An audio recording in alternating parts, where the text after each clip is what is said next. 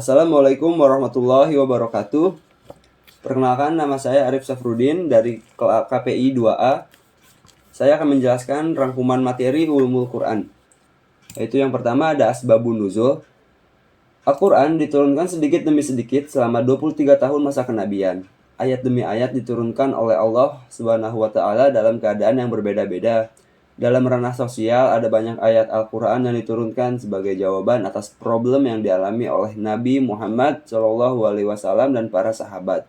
Menyikapi hal ini, para ulama membuka ranah penelitian baru dalam ilmu tafsir yang disebut dengan asbabun nuzul. Menurut bahasa, asbabun nuzul berasal dari dua kata, yaitu asbabun dan nuzul.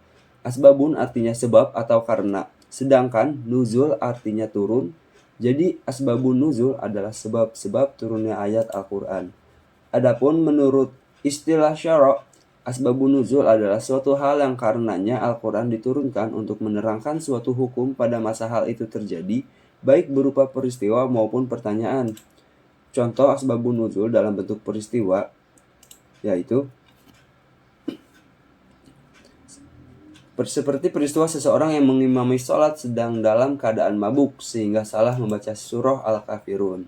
Contoh asbabun nuzul dalam bentuk pertanyaan, yaitu yang pertama ada pertanyaan mengenai Nabi Zulkarnain, dan yang kedua pertanyaan mengenai ruh. Lalu selanjutnya klasifikasi asbabun nuzul. Asbabun nuzul adalah sebuah istilah dalam studi tentang Al-Quran yang merujuk pada sebab-sebab turunnya suatu ayat atau kelompok ayat dalam Al-Quran. Klasifikasi asbabun nuzul biasanya dilakukan berdasarkan konteks sejarah ataupun yang terjadi pada saat ayat atau kelompok ayat tersebut diturunkan. Berikut adalah beberapa klasifikasi asbabun nuzul yang umum.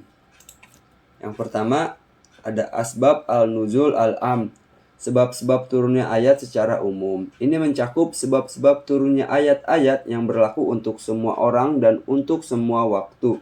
Misalnya, ayat-ayat yang berbicara tentang ibadah, moral, atau hukum-hukum Islam. Yang kedua ada asbab al-nuzul al-khusus, sebab-sebab turunnya ayat secara khusus. Ini mencakup sebab-sebab turunnya ayat-ayat yang berkaitan dengan peristiwa-peristiwa tertentu dalam sejarah Islam. Misalnya, ayat-ayat yang berkaitan dengan perang atau perjanjian damai. Yang ketiga ada asbab al-nuzul al-lughwawi. Sebab-sebab turunnya ayat dari segi bahasa. Ini mencakup sebab-sebab turunnya ayat-ayat karena masalah-masalah linguistik. Misalnya ayat-ayat yang diturunkan untuk menjelaskan makna suatu kata atau ungkapan yang sulit dipahami. Yang keempat ada asbab al-nuzul al-ijtimai. Sebab-sebab turunnya ayat dari segi sosial. Ini mencakup sebab-sebab turunnya ayat-ayat yang berkaitan dengan masalah-masalah sosial yang dihadapi umat Islam pada waktu itu. Misalnya ayat-ayat yang berbicara tentang pernikahan atau hak-hak perempuan. Lalu ada asbab al-nuzul al-aqli, sebab-sebab turunnya ayat dari segi pemikiran. Ini mencakup sebab-sebab turunnya ayat-ayat yang berkaitan dengan masalah-masalah pemikiran atau akidah.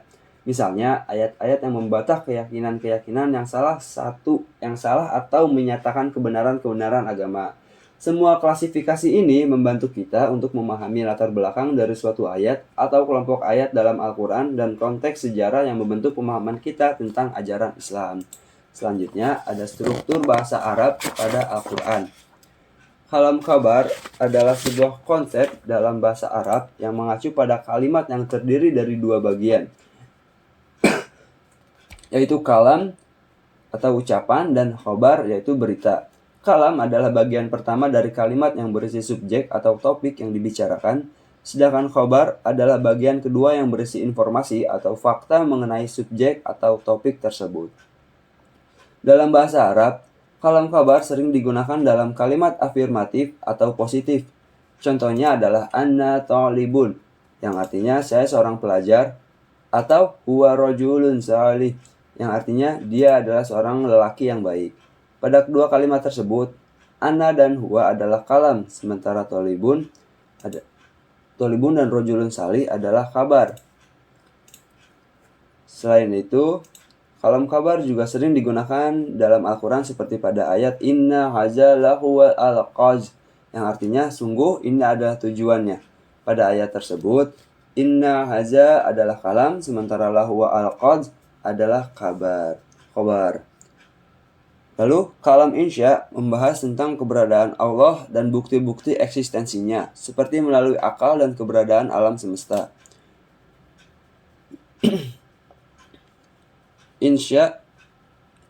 Kalam insya adalah suatu cabang ilmu dalam kajian teologi Islam yang berkaitan dengan keberadaan, sifat, dan kekuasaan Allah Subhanahu wa Ta'ala. Istilah insya sendiri berasal dari kata ansya'a, yang artinya menciptakan atau menjadikan. Oleh karena itu, kalam insya membahas tentang bagaimana Allah menciptakan segala sesuatu di alam semesta ini, serta sifat-sifat dan kekuasaannya dalam proses penciptaan tersebut. Beberapa topik yang dibahas dalam kalam insya antara lain keberadaan Allah dan bukti-bukti eksistensinya. Kalam insya membahas tentang keberadaan Allah dan bukti-bukti eksistensinya seperti melalui akal dan keberadaan alam semesta. Lalu sifat-sifat Allah. Kalam insya membahas tentang sifat-sifat Allah seperti keesaan, keabadian, kekuasaan, pengetahuan, dan lain sebagainya. Lalu hubungan antara Allah dan alam semesta. Kalam insya membahas tentang hubungan antara Allah dan alam semesta serta bagaimana Allah menciptakan segala sesuatu di dalamnya. Lalu tujuan penciptaan. Kalam insya membahas tentang tujuan penciptaan alam semesta, manusia, dan seluruh makhluk hidup. Dan yang terakhir ada predestinasi. Kalam insya membahas tentang predestinasi atau takdir, yaitu bagaimana Allah menentukan segala sesuatu di alam semesta termasuk nasib manusia. Kalam insya merupakan bagian penting dari ilmu kalam atau teologi Islam yang bertujuan untuk memahami sifat dan kekuasaan Allah serta hubungannya dengan alam semesta dan manusia.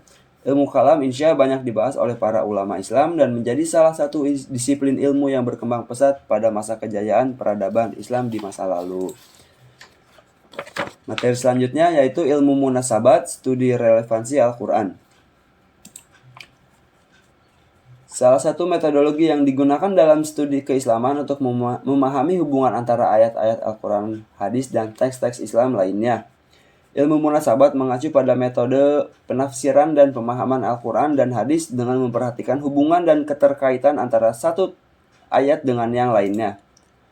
Dalam ilmu munasabat, para ulama dan peneliti mempelajari ayat-ayat Al-Quran dan hadis secara menyeluruh dan memperhatikan konteks sejarah dan lingkungan di mana ayat atau hadis tersebut diungkapkan. Selanjutnya, mereka mencari hubungan dan keterkaitan antara ayat atau hadis yang satu dengan yang lainnya dengan tujuan untuk memperdalam pemahaman tentang makna dan pesan yang terkandung di dalamnya. Metodologi ilmu munasabat juga mencakup pemahaman tentang struktur bahasa Arab dan penggunaannya dalam Al-Quran dan hadis. Para peneliti mengkaji penggunaan kata-kata dan frasa dalam Al-Quran dan hadis untuk mencari keterkaitan dan hubungan makna di antara mereka. Dengan menggunakan ilmu munasabat, para ulama dan peneliti dapat memahami konteks dan makna yang lebih dalam dari ayat-ayat Al-Quran dan hadis. Metode ini membantu menghindari kesalahan dalam penafsiran dan pemahaman teks-teks keagamaan yang sering terjadi karena kurangnya pengetahuan dan pemahaman tentang konteks sejarah dan lingkungan di mana ayat atau hadis tersebut diungkapkan. Munasabat pada awal dan akhir surat Al-Quran adalah hubungan atau keterkaitan antara ayat-ayat pertama dan terakhir dari sebuah surat dengan tema atau pesan keseluruhan surat tersebut. Munasabat ini membantu dalam memahami konteks dan tujuan surat, serta memberi gambaran tentang apa yang ingin disampaikan Allah Subhanahu wa Ta'ala dalam surat tersebut. Pada umumnya, ayat-ayat awal suatu surat Al-Quran memberi gambaran tentang tema dan tujuan utama surat, sedangkan ayat-ayat akhir dapat mengulang tema dan memberikan penegasan terakhir atau pesan keseluruhan surat. Oleh karena itu, hubungan antara ayat-ayat awal dan akhir surat menjadi penting dalam memahami makna surat secara keseluruhan.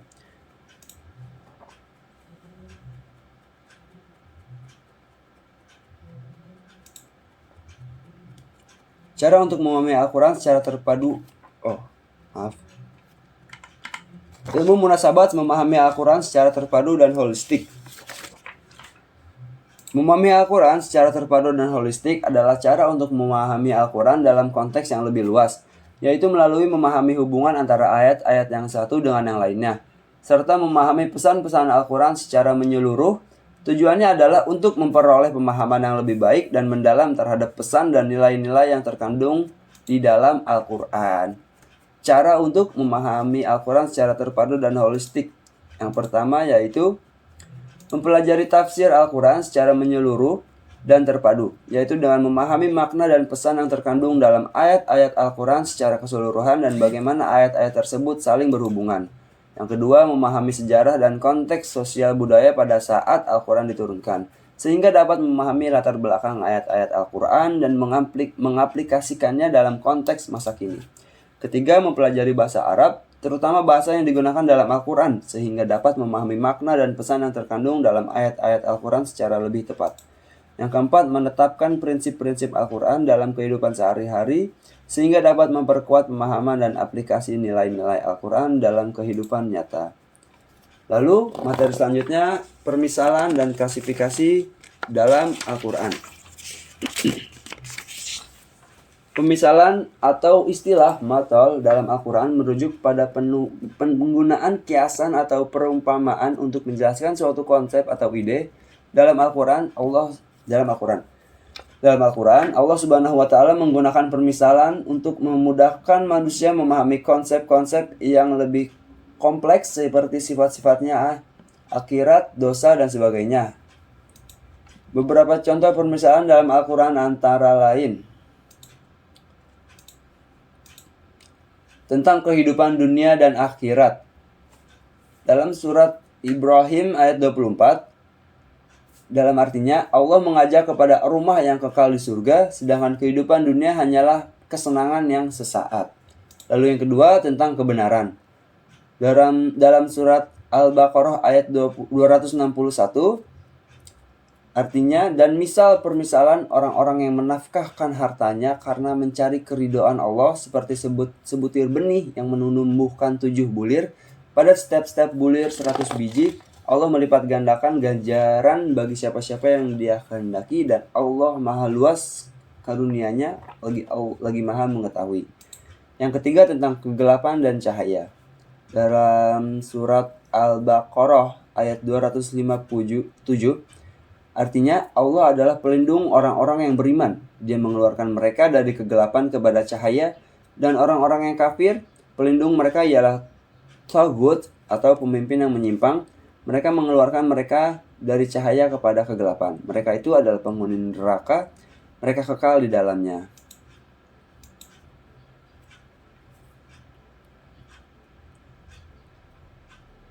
Jenis klasifikasi yang umum digunakan dalam Al-Quran antara lain, yaitu klasifikasi berdasarkan jumlah ayat. Al-Quran terdiri dari 114 surat dan 6.236 ayat. Yang kedua, klasifikasi berdasarkan tema. Al-Quran dapat dibagi menjadi beberapa tema seperti tauhid, keyakinan tentang keesaan Allah, akhlak, moralitas, hukum atau syariat, dan sejarah. Yang ketiga ada klasifikasi berdasarkan periode turunnya ayat. Al-Quran dapat dibagi menjadi ayat-ayat Mekah dan ayat-ayat Madinah. Klasifikasi berdasarkan urutan kronologis turunnya ayat. Al-Quran dapat dibagi menjadi surat-surat yang diturunkan pada periode awal, Makkiyah, dan surat-surat yang diturunkan pada periode akhir, Madaniyah. Klasifikasi Al-Quran dalam memahami dan merujuk pada ayat-ayat tertentu dalam konteks yang lebih luas, namun klasifikasi tersebut tidak mengurangi nilai dan makna dari setiap ayat Al-Quran yang memiliki keutamaan dan hikmah tersendiri. Berikut adalah penjelasan mengenai permisalan dan klasifikasi dalam Al-Quran. Yang pertama ada permisan atau majas. Permisan atau majas dalam Al-Quran adalah penggunaan kata-kata yang mengandung makna, kiasan, atau metafora. Lalu yang kedua ada klasifikasi atau taksis. Taksis atau klasifikasi dalam Al-Quran adalah penggunaan kata-kata yang memiliki makna khusus atau spesifik. Lalu yang ketiga ada jenis-jenis perumpamaan, amthal adalah atau jenis-jenis perumpamaan dalam Al-Quran adalah bentuk kiasan yang digunakan untuk menggambarkan kebenaran atau ajaran Allah Subhanahu wa Ta'ala. Lalu yang keempat ada klasifikasi makna tafsir. Tafsir atau klasifikasi makna dalam Al-Quran adalah penguraian makna dari ayat-ayat Al-Quran. Tafsir mencakup analisis teks Al-Quran, terjemahan, dan interpretasi ayat-ayat Al-Quran dalam konteks sejarah, budaya, dan sosial. Tafsir digunakan untuk membantu manusia memahami ajaran-ajaran Allah dengan cara yang lebih terperinci dan lebih dalam. Dalam Al-Quran, permisalan dan klasifikasi digunakan untuk membantu manusia memahami ajaran-ajaran Allah Subhanahu wa Ta'ala. Penggunaan kata-kata yang mengandung makna kiasan atau metafora, klasifikasi kata-kata dengan makna khusus atau spesifik, jenis-jenis perumpamaan dan klasifikasi makna dari ayat-ayat Al-Quran adalah beberapa bentuk permisalan dan klasifikasi yang digunakan dalam Al-Quran. Lalu, materi selanjutnya yaitu ijaz Al-Quran. Ijaz Al-Quran adalah keistimewaan dari Al-Quran dalam hal keindahan bahasa, kejelasan makna, dan kemudahan memorisasi. Ijaz Al-Quran berasal dari kata ijaz, yang berarti keunggulan atau keistimewaan. Ijaz Al-Quran merupakan salah satu keajaiban Al-Quran yang menjadi bukti kebenaran Al-Quran sebagai kitab suci dan sebagai mukjizat terbesar Nabi Muhammad SAW. Beberapa contoh dari keistimewaan ijaz Al-Quran antara lain keindahan bahasa. Al-Quran memiliki keindahan bahasa yang sangat tinggi, yang sulit untuk disaingi oleh bahasa Arab yang dipakai pada masa sekarang ini. Bahasa Al-Quran sangat kaya akan variasi dan gaya bahasa, termasuk penggunaan majas atau permisalan, rima, irama, dan penggunaan kata-kata yang memiliki makna khusus.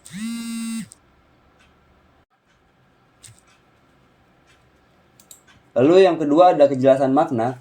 Al-Quran memiliki kejelasan makna yang sangat tinggi, sehingga memudahkan pembaca untuk memahami pesan yang ingin disampaikan oleh Allah Subhanahu wa Ta'ala. Lalu yang ketiga ada kemudahan memorisasi. Al-Quran memiliki kemudahan memorisasi yang sangat tinggi.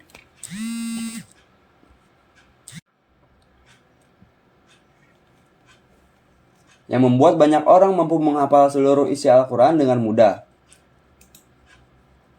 Lalu kesempurnaan struktur ayat-ayat. Al-Quran memiliki struktur ayat-ayat yang sangat sempurna dan penuh dengan makna. Setiap ayat di dalam Al-Quran memiliki panjang dan susunan kata yang tepat sehingga menghasilkan sebuah ayat yang indah dan bermakna. Kehadiran ijaz Al-Quran membuktikan bahwa Al-Quran bukanlah karya manusia, melainkan wahyu langsung dari Allah Subhanahu wa Ta'ala. Kecantikan bahasa, kejelasan makna, dan kesempurnaan struktur ayat-ayatnya menjadikan Al-Quran sebagai kitab suci yang unik dan sempurna, yang dihormati oleh seluruh umat muslim di seluruh dunia. Hikmah pengulangan ayat dalam Al-Quran yaitu penjelasan mengenai tentang urgensi masalah. Dalam tafsir Al-Mizan At-Tabatabai menjelaskan pengulangan ayat dalam surah Ar-Rahman mengandung isyarat mengenai ciptaan Allah yang memiliki banyak bagian-bagian. Ciptaan itu terbentang di langit dan bumi, darat dan laut, bahkan manusia dan jin. Tujuan agar pesan yang disampaikan lebih meresap ke hati manusia. Pengulangan dalam Al-Quran, baik secara redaksi maupun masalah, bertujuan agar manusia lebih mampu meresapi kandungan maknanya, yaitu kedua, menunjukkan kebenaran. Pengulangan ayat juga untuk menunjukkan kebenaran bahwa Al-Quran merupakan wahyu yang berasal dari Allah Ta'ala. Ada beberapa hal yang diulang dalam Al-Quran khususnya yang berkaitan dengan kisah. Lalu yang ketiga sebagai penegasan.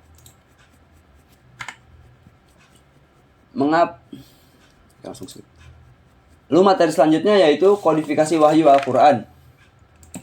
Al-Quran merupakan kalamullah, bukan produk budaya atau produk Arab, tetapi Al-Quran merupakan kitab wahyu. Konsep transenden bahwa diutusnya Nabi Muhammad SAW ke bumi dengan membawa risalah wahyu supaya manusia mengenal Allah Subhanahu wa Ta'ala dan aturan-aturannya Allah Subhanahu wa Ta'ala. Kodifikasi wahyu Al-Quran merujuk pada upaya yang dilakukan untuk mengumpulkan, menulis, dan menyusun ayat-ayat Al-Quran menjadi bentuk buku yang terorganisir dan berurutan seperti yang kita kenal sekarang.